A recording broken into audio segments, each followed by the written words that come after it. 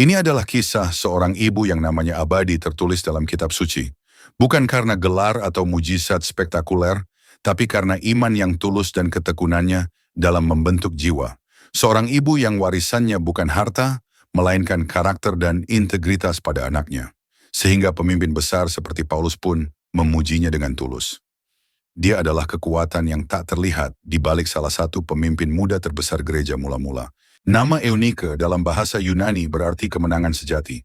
Ia seorang perempuan Yahudi diaspora yang tinggal di kota Listra, kini Turki Tengah, kota yang terletak di wilayah Galatia. Ia menikah dengan pria Yunani non-Yahudi, Kisah Para Rasul 16 ayat 1.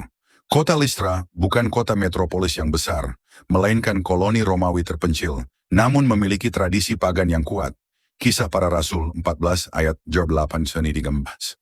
Prasasti arkeologi menunjukkan penduduknya menyembah dewa Zeus dan Hermes. Di kota ini, Eunike dan Lois, ibunya, hidup sebagai minoritas ganda, yaitu sebagai Yahudi di tengah budaya Yunani Romawi, lalu sebagai Kristen di tengah paganisme. Namun demikian, rumah merekalah yang menjadi benteng iman bagi Timotius kecil. Kitab 2 Timotius 1 ayat 5 mencatat bagaimana Paulus memuji Eunike, bukan karena ia seorang pengkhotbah atau penulis kitab, tapi karena konsistensinya dalam hidup beriman sehari-hari di depan anaknya, dan pemberian pendidikan rohani yang intensif sejak Timotius kecil. 2 Timotius 3 ayat 15. Iman yang diwariskan dari Lois, nenek Timotius, ke Eunike, lalu ke Timotius, membuktikan bagaimana pentingnya peran seorang ibu sebagai mata rantai, penentu pewarisan nilai budaya dan religi kepada generasi penerus. Di tengah kota yang memuja paganisme, Eunike membesarkan Timotius sebagai seorang separuh Yahudi dan separuh Yunani dengan identitas iman yang kokoh yang menjadi dasar bagi Timotius dalam pelayanan lintas budaya yang ia kerjakan. Ketika Timotius dewasa dan memutuskan mengikuti Paulus, Kisah Para Rasul 16 ayat 3, Eunike merelakan dan mendukung penuh keputusan anaknya. Meski di kemudian hari, Timotius harus menghadapi berbagai cobaan dan kerap menempuh perjalanan yang berbahaya dalam memberitakan firman. Selain mendidik Timotius, Eunike juga berperan dalam perkembangan gereja mula-mula.